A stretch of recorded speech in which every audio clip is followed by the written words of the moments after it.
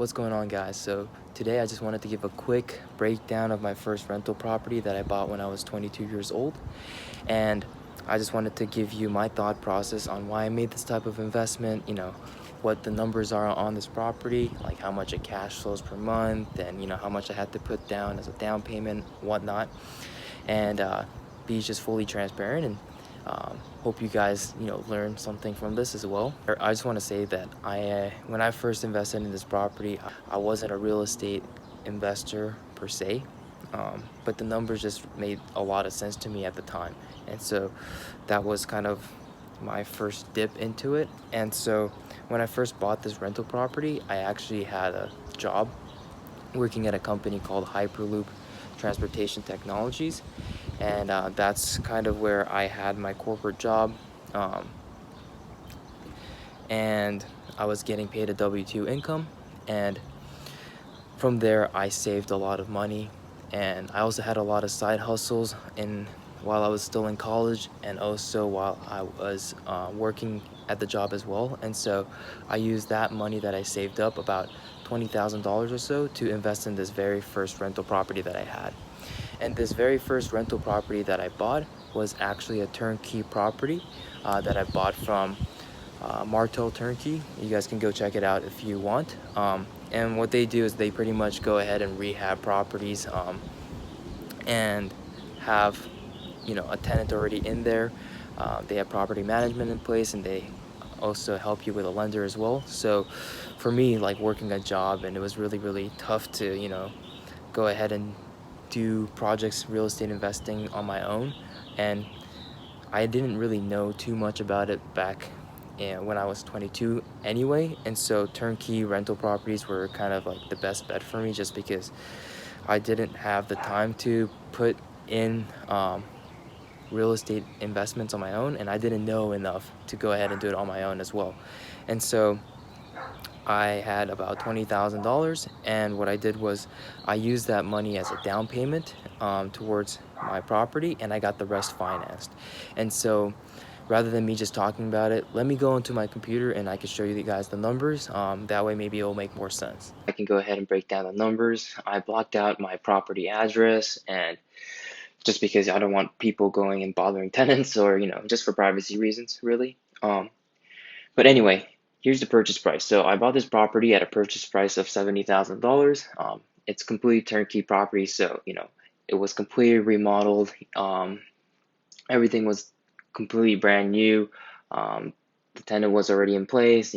Property management was already there too. So 70,000 might seem pretty high, but again, and I'm only putting 20% down, which is about $14,000, and maybe another 1,500 for closing costs, and everything else is financed. So for me, this purchase price was great, and for my first time investing, that was completely fine. I rather have something that was going to work for sure, or had a very high chance, high likelihood of working, rather than trying to do everything on my own and not seeing any cash, or seeing any returns at all. So for me, this was a safer investment.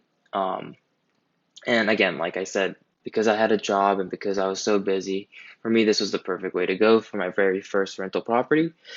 Anyway, going back on the numbers, so this property is a 3-bed, 2-bath home, and it is a single family property, single family home, and currently it's renting at $725 a month, and the annual property taxes is about $1,000 a year. It can depend, it changes every year, so just an estimate for 1,000, and it really has been hitting that $1,000 mark annually. And the actual annual homeowner insurance that I pay per year is $489. And so when you take out these expenses from 725, you get a net cash flow of about $216 per month, and that's a net cash flow that I will be receiving, which is about a 16.77% cash on cash return. And for me, like, I used to invest in, and I still do actually, every month I put in a few $100s into the S&P 500, and those return a good 10% annually in general. But here you can see I can get a 16% return on my money. And yeah, there might be, vacancies and there's maintenance fees and whatnot, and it's not as liquid as the stock market, but it's a good way to diversify your portfolio. And for me, as my first real estate investment, again, like this made a lot of sense to me. And for me, I was really happy with the return on investment and the cash on cash return I would get from this investment. And so that is a quick breakdown. And as long as the tenants are, there, they haven't moved, they're paying every month, which they still are. Right now with COVID and everything, it's crazy, but my tenants are still paying. And so I have been cash flowing $216 per month, which is great.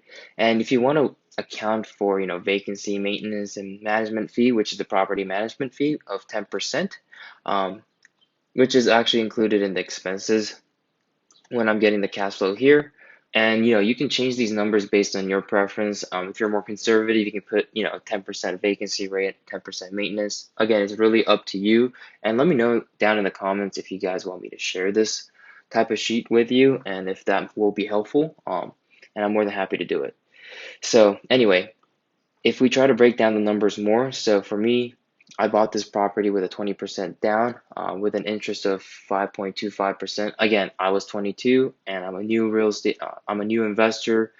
My credit score is fairly good. It's about in the 760s, but again, I don't have any history with banks and whatnot. So my interest rate is probably a little higher than most people, who are investing, at their 30s or maybe even 40s. But this is the rate that I was able to secure for a 30-year loan. And so the loan amount that I took out was 56,000, and 14,000 because of the 20% down, 20% of 70,000, 14,000, and 1,500 in escrow fees. So all in all, I paid in 15,500. And again, once you take out all these expenses, my net cash flow is about $216 per month, which amounts to about $2,600 for the year, which in my book, like I can use that money to go ahead and save up and buy another rental property, or use it for whatever else that I deem to, right? So that look great for me. And if you are accounting for maintenance and vacancy expenses, then it might be a little lower. So annually you'll be making about 1,700, or monthly 144, which is about an 11% cash on cash return. Again, which is not bad at all. So that was a quick breakdown of the numbers, and I hope you guys enjoyed those breakdowns of numbers. And I just want to say that the reason I went with turnkey in the beginning was just, again, like I didn't know enough about real estate, and I do recommend it for all the new people who are trying to get into real estate investing but still are a little hesitant to do it themselves. I think it's a good way to get started, just because everything's kind of in place for you and you don't really need to go ahead and rehab the property, get an appraisal and all these things that come into play. And so that's what I would recommend, if you're very very new to investing like I was, and if you are really busy with your work schedule.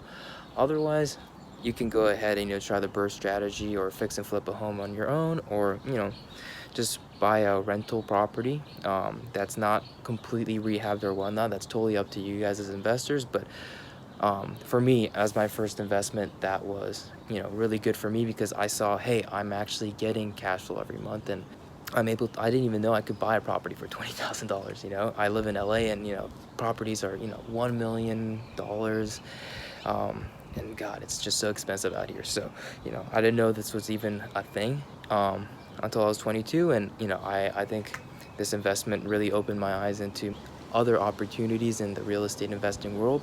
And now I actually have a wholesale real estate company called Rocket Offer, where we provide off-market deals to real estate investors.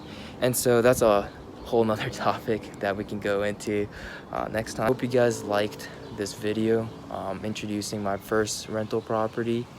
If you guys have any questions, leave them in the comments below, or shoot me a message on Instagram or whatnot. I'll do my best to respond to you guys as best as possible. And Have a good day.